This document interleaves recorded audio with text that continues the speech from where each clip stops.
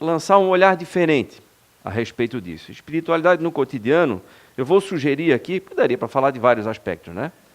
Mas eu vou sugerir aqui que a gente reflita exatamente a respeito do dia. Para quem trabalha, espiritualidade no trabalho, que aliás é difícil, né? Não é, são momentos onde a gente por exemplo, no trabalho, a gente sofre pressão, a gente tem atritos muitas vezes, a gente pode ter algum tipo de humilhação, certo? A gente tem cobranças muito fortes muitas vezes, certo? Passa por algumas dificuldades, para quem, por exemplo, é dono do negócio, vai ter alguma dificuldade financeira ou de qualquer ordem, né? Então, ali é um momento difícil. E aí até eu separei uma frase aqui que o Dalai Lama disse, que é a seguinte: o período de maior ganho em conhecimento e experiência é o período mais difícil da vida de alguém. Ou seja, como é que eu compreendi, né? Nos momentos difíceis são as oportunidades que a gente tem de aprendizado. E aí entra a questão do conhecimento. A gente entender como é que as coisas funcionam pode fazer uma grande diferença na vida da gente, certo?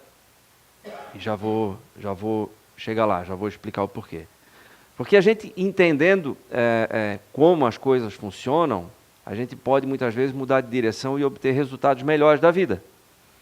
Todo mundo quer ser feliz, né? Pelo menos eu suponho aqui, né? Que a grande maioria das pessoas deseja a felicidade. Mesmo aquele que diz assim, já abandonou o barco, como se diz, né? No fundo, mesmo aquele que está brigando com a vida, brigando com o mundo, né?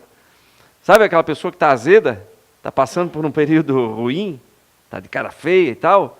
Mesmo esse, no fundo, ele quer ser feliz. Até o suicida, que vai ser o tema lá, ele está procurando acertar. Né? Então, sempre a gente quer algo melhor na vida, a gente quer a felicidade. Agora, como chega lá? Aí que está o detalhe, né? Que muitas vezes, por desconhecimento, a gente age errado. Eu posso perguntar, o que é mais vantajoso, um cavalo lento ou um cavalo rápido? Depende. Se eu estiver na direção certa, um cavalo rápido é melhor, mas se estiver na direção errada, eu prefiro um cavalo lento, que eu erro menos. Tem que voltar menos o caminho depois, né? Então, o detalhe é eu errar menos. Mas será que dá para errar menos? Dá. E mais importante do que errar menos, o que dá para a gente fazer é uma coisa que, por exemplo, os judeus fazem muito, que é enxergar as coisas negativas como sendo partes da construção da nossa vida. Imagine que a nossa vida como se fosse uma parede cheia de tijolos. Ela tem de tudo ali. Tem de tudo mesmo. Quer ver? Olha só, eu estava pensando nessa palestra aqui, e aí comecei a lembrar de algumas coisas que podem acontecer na vida da gente, né? Estava fazendo um exercíciozinho, quer ver? Por exemplo, tem coisas boas e ruins o tempo todo, né? Vamos botar aqui, reconhecimento. Ao mesmo tempo que eu tenho reconhecimento, posso ter calúnia, sofrer calúnia. O que mais que eu botei aqui? Olha só. Falência. Vou pegar minha colinha aqui.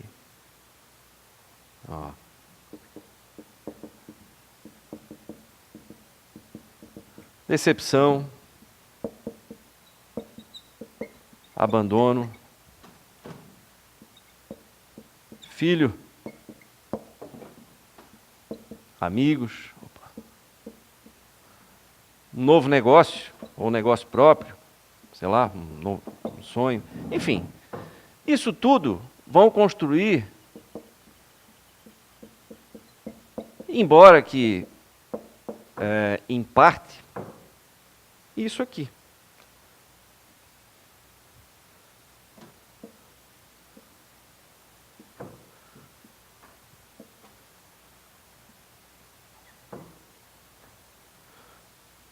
Faça um esforço enorme para imaginar que isso aqui são tijolos de uma parede, tá, gente? Um exercício aí de imaginação bastante grande, né? Então, aqui tem coisas boas e coisas ruins. Falência é ruim? Só que eu conheço pessoas que já faliram, que hoje estão muito bem. Por quê? Porque detectaram exatamente quais foram os erros que cometeram, tiveram coragem de tentar novamente e superaram aquilo tudo. E com uma lição caríssima, aprendida. Porque as lições caras são aquelas que doem, né? Certo? Todo mundo aqui que teve uma passagem bem dolorida na vida são lições caras, né? Essa a gente não esquece mais. Mas o que a proposta aqui é que não é que esqueça mesmo, mas recontextualiza essa passagem que aparentemente foi negativa. Aí que está o segredo do negócio. Como eu falava dos judeus ali, os judeus fazem o seguinte: em qualquer coisa que aconteça, um exemplo bobo, vai estacionar o carro e bate no meio-fio e corta o pneu, ficou a pé. Aí eles dizem assim, Mazal Tov, que sorte. Que sorte, porque poderia ser pior. Eu estou desatento, serviu para me chamar a atenção. E assim vão fazendo com as passagens na vida. Uma coisinha boba é mais fácil até, né? Embora muitas vezes a gente perca a estribeira com isso, né? Usando o português popular aí, né? Não perde? Porque a gente tem o hábito de reclamar. E nós já vamos dedicar um tempinho sobre isso também, sobre o hábito de reclamar, que é o oposto, reclamar é o oposto de sentir-se grato. E sentir-se grato não é agradecer, hein, gente? Não é fazer uma oração, obrigado, Papai do Céu, pelo dia de hoje. Tá? Ok, beleza, falei, mesmo que seja em pensamento. Não, o esforço é um pouco maior. É sentir-se grato. É um pouco diferente. Exige mais dedicação, exige mais esforço. Porém, o resultado também é muito melhor. Por quê? Porque na medida em que eu sinto que gratidão pelas coisas que eu já tive na vida, eu começo a gerar um círculo, eu não chamo de virtuoso, é um círculo viciante. Olha que negócio interessante. Posso apagar aqui? Calúnia, abandona? Posso, né? Tirar tudo daqui, né? Vamos apagar. É engraçado porque às vezes a gente pergunta assim, ei, fulano, como é que tá? Ah, tirando o que tem de ruim. Ó, é. Tira então. Quero ver. Tira o que tem de ruim. Não dá para tirar. O que dá é para a gente mudar a maneira de enxergar aquilo que aparentemente foi ruim. Aí se a gente passa a perceber que, como eu faço estou falando isso porque eu faço esse exercício. E não é fácil mesmo, né? Mas vai ficando mais fácil. A gente começa a enxergar que, mas, puxa, o fulano me enganou. Mas aí, depois fazendo uma análise mais fria, espera um pouquinho, mas se não fosse ele, eu não teria percebido tal coisa, eu não estaria na posição que eu estou hoje de decidir tal coisa. Sabe? É isso que eu digo. Eu já disse aqui, e vou repetir muito brevemente, um dos maiores presentes que eu tive na vida foi ser contaminado com hepatite C. É uma doença contagiosa pelo sangue. Há muitos anos atrás, recebi uma transfusão por conta de uma cirurgia e tinha sangue contaminado. Aí, o que acontece? Eu levei um susto enorme, porque quando eu fui pesquisar sobre hepatite C, que eu não sabia nada, câncer de fígado, cirrose hepática e tal, tratamento com uma série de efeitos colaterais terríveis, a eficácia do tratamento baixíssima. Pensei, então estou fuzilado, né? Levei um susto danado. Aí o que eu fiz? Fui ler, fui pesquisar, fui em médicos, devo ter ido nos 5, porque eu queria entender realmente. Depois, mais tarde, fui fazer o tal do tratamento, né? Antes disso, se mede a estrutura do fígado como está, então começa em F0, vai até F4. F0 é fígado saudável, F4 é cirrose, já não tem mais o que fazer. Eu estava no F2, no meio do caminho. Aí fiz o tratamento, eu ficava praticamente aos finais de semana de cama, durante o tratamento, durante 6 meses, porque a gente tomava uma injeção, e aí caía de cama, com febre e tal, e parecia que um trem tinha passado por cima. Assim. Então, em tese, eu perdi o final de semana durante 6 meses da minha vida, por conta disso, desse tratamento, que, aliás, não deu certo. Mas eu tenho que fazer alguma coisa. Aí, uma das coisas, eu estava perdendo muito peso, vou entrar numa academia, eu detestava a academia. Vou lá, falei com uma professora, olha, eu estou fazendo um tratamento assim, estou perdendo muito peso, dá para fazer alguma coisa? Dá, vamos tentar, ok. Eu ia para a academia às 6 horas da manhã, quase desmaiava várias vezes, mas persisti, conseguimos parar esse problema do perder peso. E hoje eu vou para perder. Como é, né? E aí, o que acontece? Enfim, uma série de coisas aí, fui cortando coisas que eram prejudiciais para a minha saúde e para o fígado especialmente, né? Desde refrigerante, bebida alcoólica destilada, suco de fruta, hein, gente? Açúcar, enfim, uma série de mudanças aí, depois do tratamento, aí eu podia fazer atividade física de novo, comecei a correr, enfim. Resultado, anos depois, chegou um tratamento novo. Antes do tratamento novo, eu disse, bom, agora, já que esse tratamento vai resolver, eu vou ver como é que está o fígado. Fui lá fazer o tal do exame de novo. Onde é que eu estava? No 0. Eu tinha conseguido recuperar, estando com hepatite. Fiz o tratamento, curou, ok, mas isso me mostrou que é possível, quando a gente quer, só que precisa de esforço. Não é da noite para o dia e não cai do céu. Não adianta ficar de joelho pedindo, meu Deus, pelo amor de Deus, não vai acender a luzinha aqui e seus problemas acabaram, né? Como não tinha um programa de humor, né? Organizações Tabajara, seus problemas acabaram. Não é assim. E aí, por que eu digo que foi um grande presente? Porque os hábitos que eu transformei ficaram. E ficou para a minha família toda. Pronto. Isso fez uma diferença enorme na minha vida. E faz até hoje. Perfeito. Foi um grande presente. Um grande presente. Um dos maiores que eu já tive. E era uma doença assustadora. Hoje eu enxergo. Na hora não é tão fácil de enxergar, concordo? Mas a gente precisa fazer esse exercício. Eu lembro de até acho que já comentei aqui, eu estava vendo um guru sendo questionado, a pessoa perguntou assim, guru, não foi assim que ele falou, né? Mestre, não sei. Olha, para a gente ter sucesso na vida, o que é mais importante? Deus, sorte, destino ou esforço? Aí ele parou, pensou um pouco e disse assim, sorte é o que tiver que acontecer, você não tem controle nenhum, certo? Certo. Ok. Então, destino, também, se for considerar que são coisas que já iam acontecer mesmo, eu não posso mudar nada, né? Não que a nossa vida seja com o destino certo traçado, não é isso, né? Mas tem coisas que vão acontecer, eu não posso influenciar. Tem influência sobre Deus? Zero, né? Nenhuma. Tem influência sobre o esforço? 100%. O esforço só depende de mim. Então, é aí que eu tenho que depositar minhas fichas. Certo? Em cima do esforço, é a única coisa que depende de mim. Então, é aí que eu preciso fazer. E o esforço? Para eu enxergar de um jeito diferente essas coisas que acontecem na minha vida, precisa ser feito. Por quê? Porque eu estou falando da felicidade, da construção da felicidade.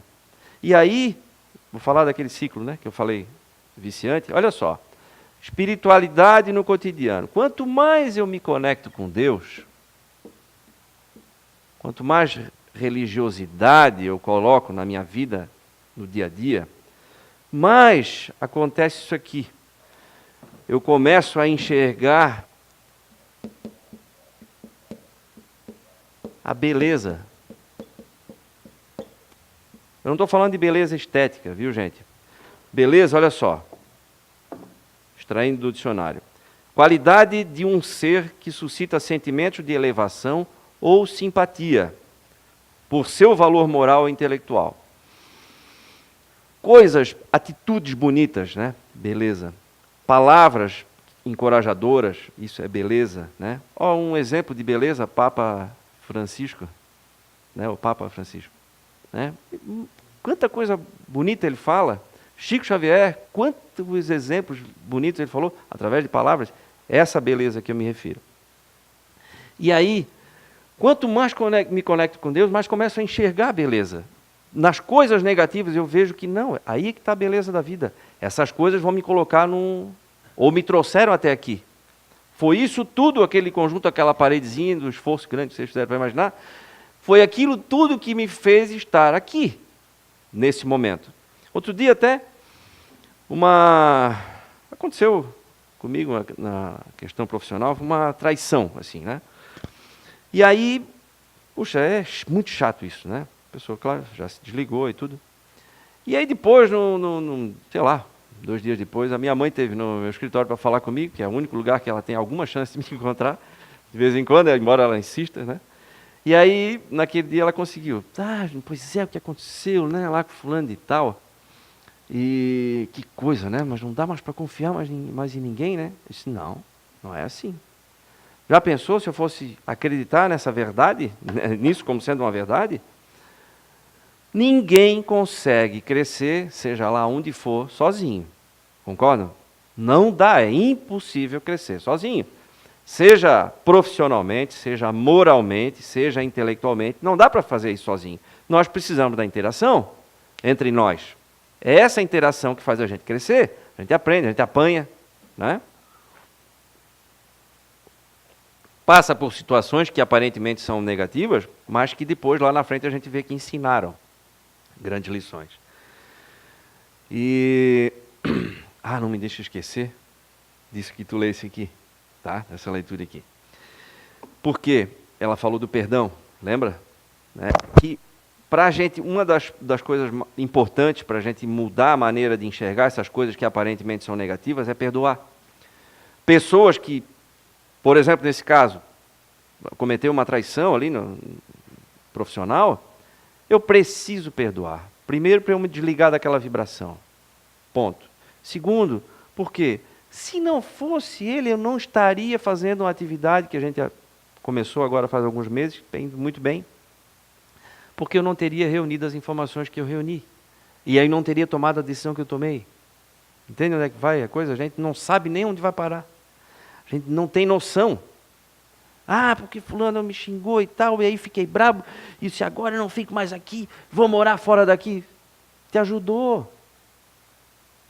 Mas eu não falo mais com ele. Por que te ajudou? Te deu um empurrão que precisava. Até aquele que briga com a gente, quando a gente está bem intencionado, até quem tenta nos prejudicar acaba ajudando. Tá? Isso é um fato. Até quem quer prejudicar, até um perseguidor da gente, acaba ajudando. Se eu estiver bem intencionado. É aí que tem que tomar cuidado, viu, gente? Tem que tomar cuidado com o que eu penso, com o que eu sinto. Porque se eu realmente quero fazer bem, se eu quero ser correto, se eu sou alguém confiável, se eu sou amigo, se eu sou solidário, honesto, decente, não tem como me derrubar. Certo? Só quem me derruba sou eu. É o meu jeito de pensar e de agir com as pessoas. Agora, quando eu quero entregar coisas boas, seja pelo meu trabalho, seja pela minha convivência com a família, quando eu quero entregar o meu melhor para as pessoas, eu acabo sendo beneficiado mesmo quando tentam me prejudicar. Porque eu estou nessa vibração. Entende? E aí, eu estou me conectando com Deus, eu começo a enxergar que certas coisas que pareciam ruins, na verdade elas me ajudaram. E aí, quando acontece isso, sabe o que um outro efeito que se produz? Eu começo a produzir beleza na vida das pessoas.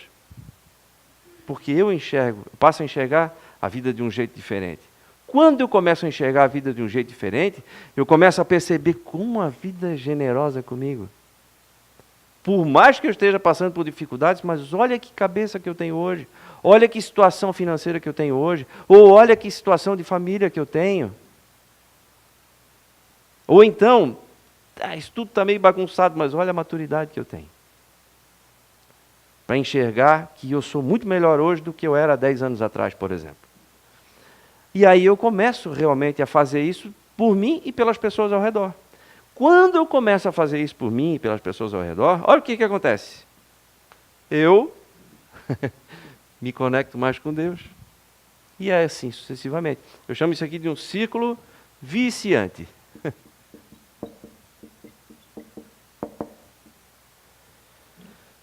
Certo?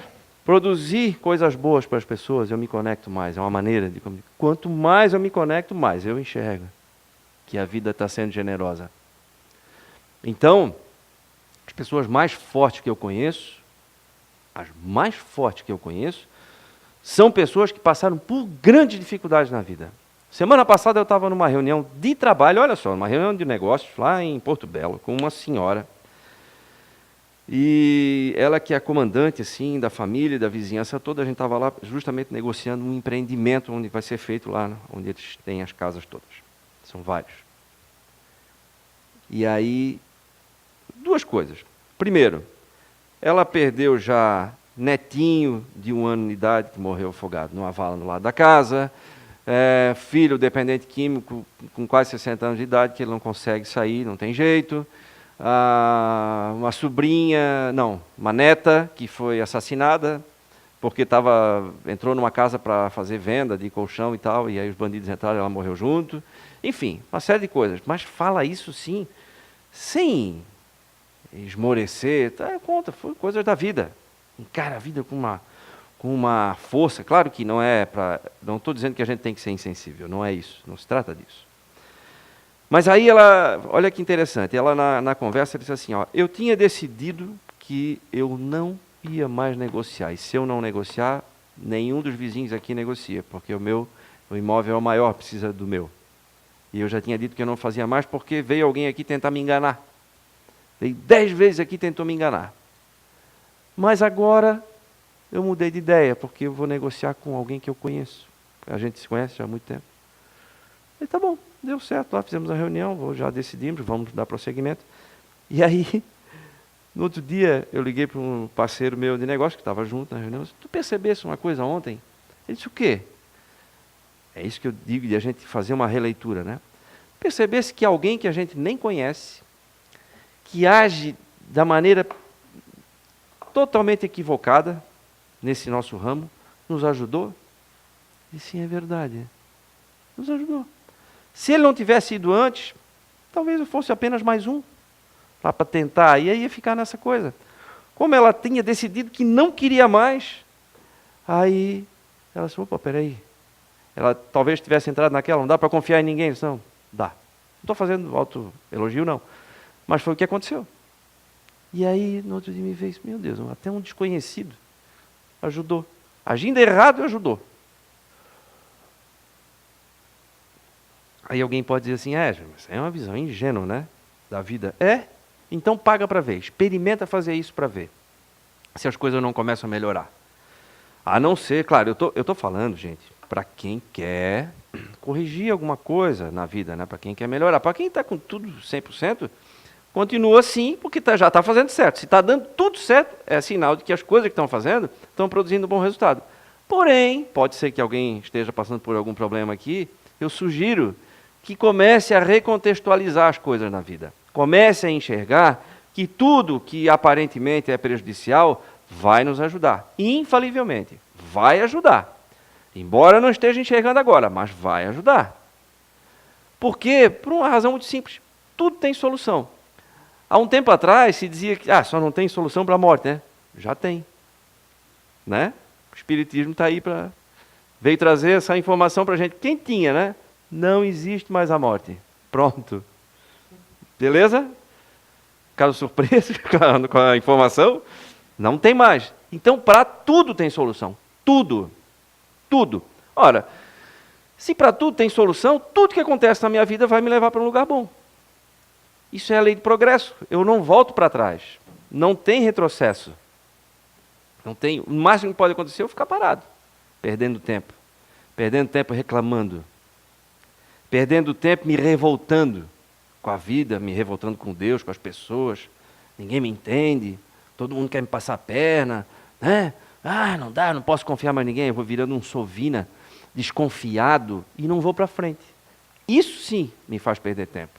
Agora, a partir do momento que eu decido confiar nas pessoas, mesmo que tenha levado alguns reveses, pronto, eu só vou para frente.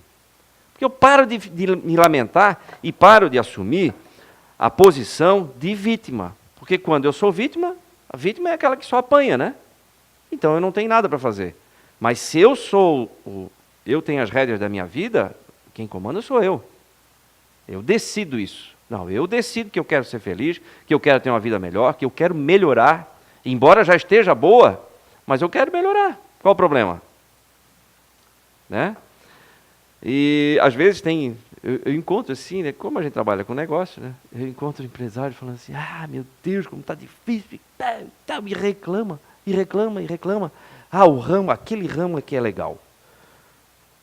O ramo é que faz a diferença?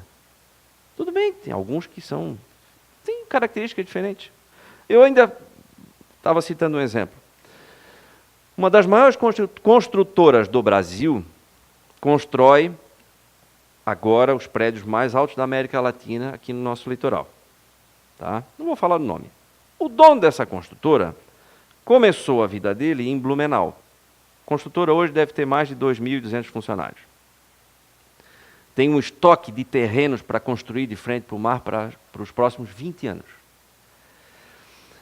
E ele começou como barbeiro, lá em Blumenau. E aí depois conseguiu juntar um dinheirinho, comprou uma pequena lanchonete. Continuou como barbeiro. Conseguiu alguém para gerenciar a lanchonete e juntou mais um dinheirinho, aí começou a criar um volume, comprou a segunda. E acho que ele chegou a comprar umas 10. E foi botando um primo, um irmão, não sei o quê, para cuidar e tal. Gente ali que ele quis ajudar, ou sei lá, que ele confiava.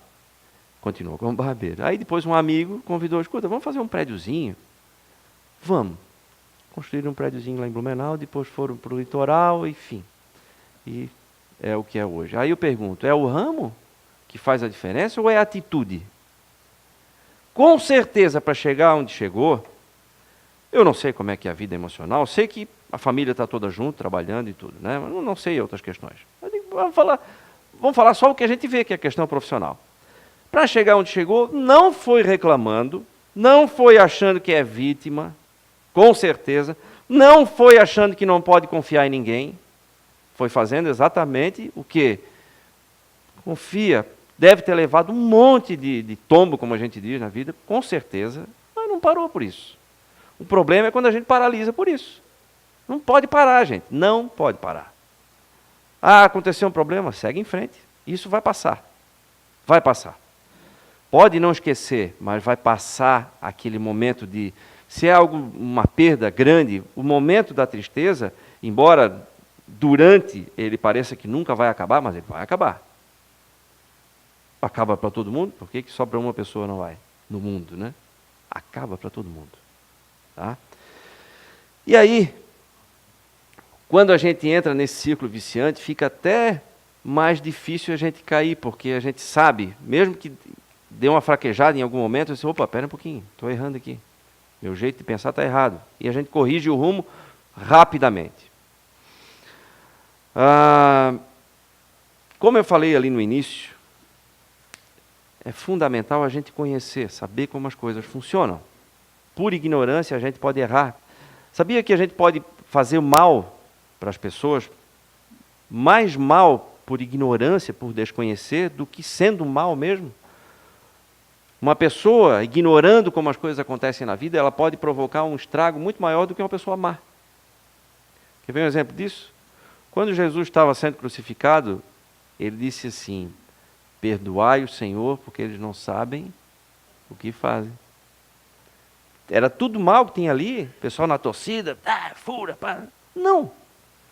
Simplesmente não sabia o que estava fazendo, não tinha a mínima noção, nem de quem era, né? Então, é importante a gente sair desse estado de anestesia, de desconhecimento, vamos rezar mecanicamente, vamos agir mecanicamente, tem que parar para pensar. Porque mais importante do que eu me preparar, por exemplo, a moda há um tempo atrás era ser médico, porque ser médico dava muito dinheiro. Então, tinha muita gente que foi estudar medicina e foi se formar em medicina pelo dinheiro e não pelo gosto de salvar vidas ou de melhorar a vida das pessoas, a saúde das pessoas. Isso é um fato, certo? Muito mais importante do que eu me capacitar para algo assim, é eu melhorar a minha percepção. Por quê? Todo dia, aquele exemplo que eu citei ali, do barbeiro, o que aconteceu? Ele percebeu as oportunidades e aproveitou, certo? Vocês acham que quando ele começou como barbeiro lá atrás, ele sonhava em ser uma das maiores construtoras do país, no litoral, de ser reconhecido do mundo afora? Claro que não, gente. Imagina, são raríssimas as pessoas que dizem assim, eu sei que eu vou chegar lá e tal. Não, as coisas vão acontecendo no meio do caminho, eu vou percebendo as oportunidades, vou aprendendo conforme eu vou caminhando. Então, muito mais importante do que eu me preocupar em capacitar, e isso é perigoso, porque me deixa muitas vezes engessado, é eu melhorar a minha percepção.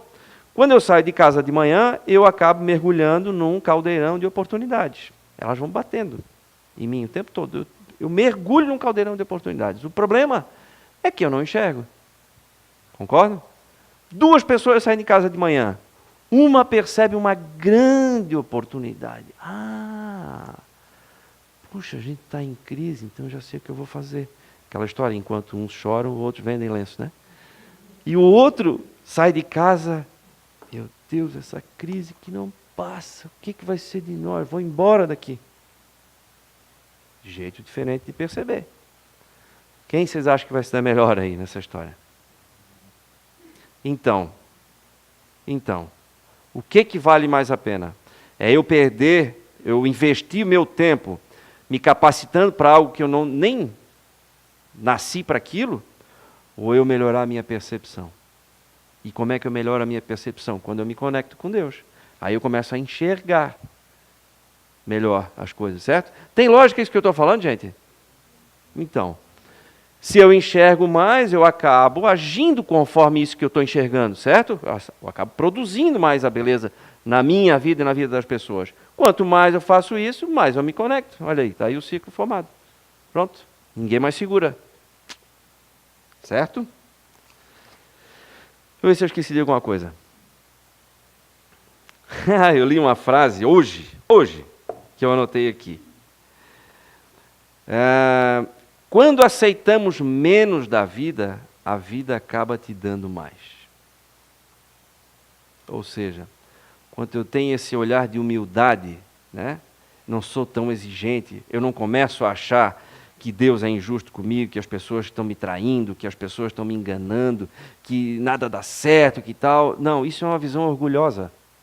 Isso é uma visão orgulhosa. A visão humilde qual é? A vida já é generosa comigo. E aí, é isso que ele quis dizer. Quando aceitamos menos da vida, não é que eu tenha que querer menos, mas eu aceito o que eu tenho, a vida acaba te dando mais. Questão de percepção.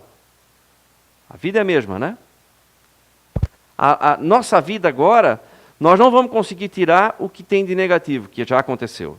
Não dá. Não tem aquela história assim, tirando o que tem de ruim, tá uma beleza. Não dá, certo? Mas dá para eu mudar o jeito de ver. Certo? E pode ser agora. Isso é um exercício que requer esforço, requer o exercício do perdão e requer o exercício da gratidão. E para eu exercitar a gratidão, eu preciso parar de reclamar. A reclamação, nós recebemos uma psicografia do irmão, a gente chama de irmão Rogers, é o humanista Carl Rogers, já desencarnado, um americano. E ele chamou a atenção, na verdade ele nos deu um puxão de orelha lá no CEIU de Blumenau, a casa irmã daqui, chamando a atenção para a reclamação. Ele disse, olha, parem com reclamação, isso é um péssimo hábito. A gente reclama de tudo, reclama do tempo. Se está calor, reclama porque está calor, mas estamos no verão, né? Chegando no verão.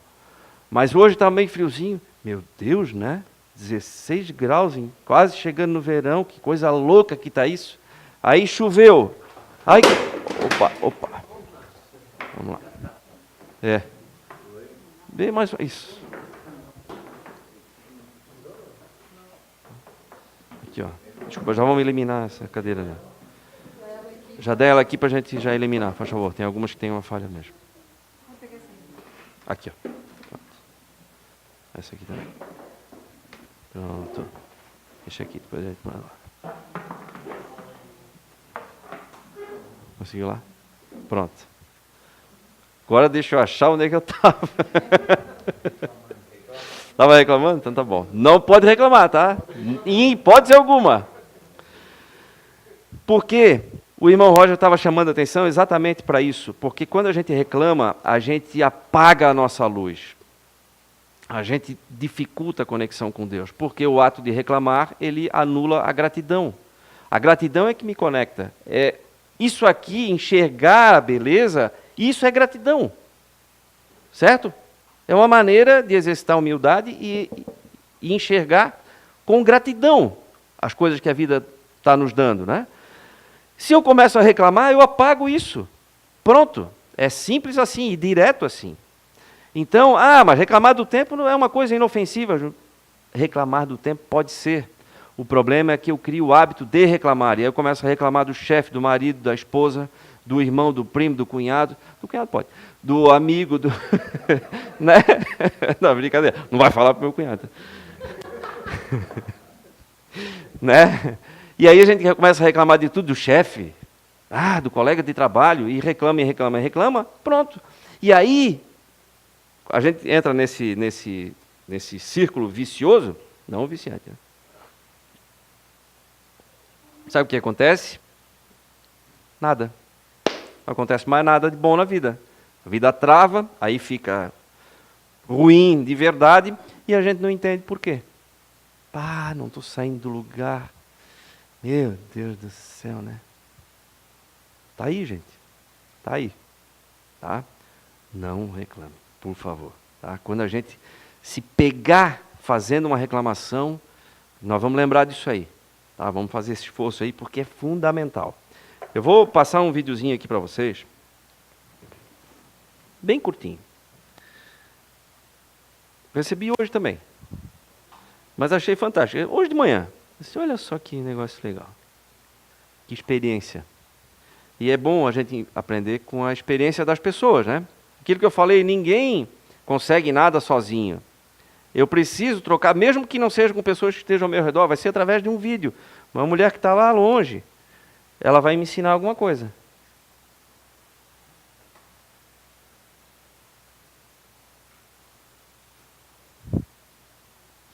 Só um minutinho, daqui a pouco ele vem.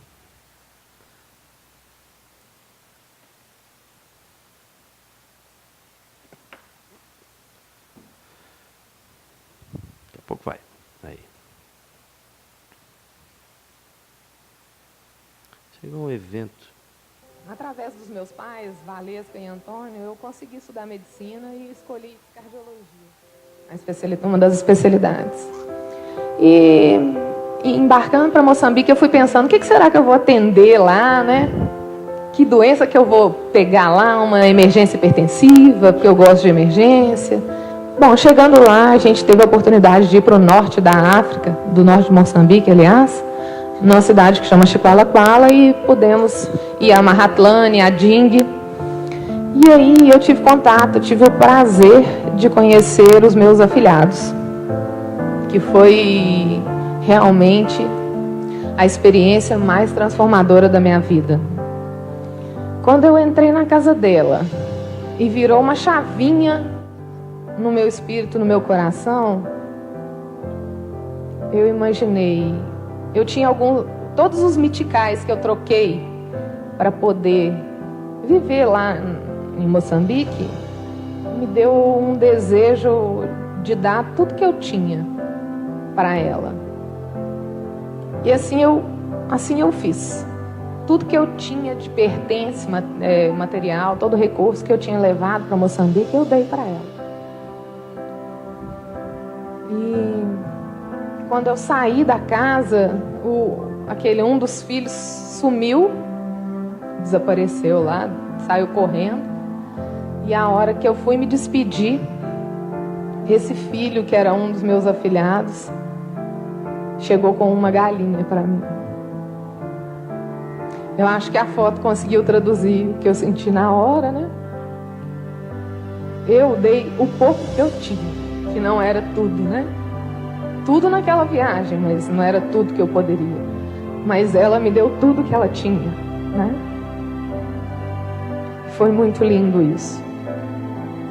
Para encerrar, eu vou parafrasear o Papa Francisco, que é um lindo, assim, muita gratidão por ele. Ele fala que os rios não bebem da própria água, as árvores não comem do próprio fruto, o sol não brilha para si mesmo e as flores não perfumam para si próprias. E que servir é uma regra da natureza. Que ser feliz é muito bom, mas fazer os outros que nos rodeiam felizes é muito melhor. Obrigada. É isso aí. E ainda acrescentaria, não dá para ser feliz sozinho. Não adianta eu morar numa mansão linda e maravilhosa, eu abro a janela e me deparo com uma favela. Né? É feio, é triste. Vale se eu visse todo mundo bem, né? Aí sim seria agradável viver ali. E, em outras palavras, logicamente, mas o que Jesus nos colocou é que a vida que vale a pena ser vivida, uma vida feliz, é a vida justamente dedicada ao outro. É quando a gente faz o outro sorrir mais do que sorriria se a gente não estivesse ali. Que o outro se sentisse mais encorajado do que se sentiria se eu não estivesse me encorajando, né? Mais estimulado, mais pacífico, enfim, é a vida realmente dedicada a outra, aquilo que ela falou ali. Então é importantíssimo que eu divida isso, que eu queira ajudar, porque aí eu acabo entrando nesse círculo viciante aqui, e aí não para mais. Tá? Então fica aí a proposta e o compromisso, né, gente? Vamos recontextualizar a vida aí, vamos enxergar que tudo que passou até aqui foi o que nos trouxe até aqui, tudo que nós passamos foi exatamente o que nos trouxe onde a gente está, e a partir do momento que eu enxergar que tudo isso foi para o meu bem, as coisas começam a andar melhor, com certeza. Tá bom? Beleza? Obrigado.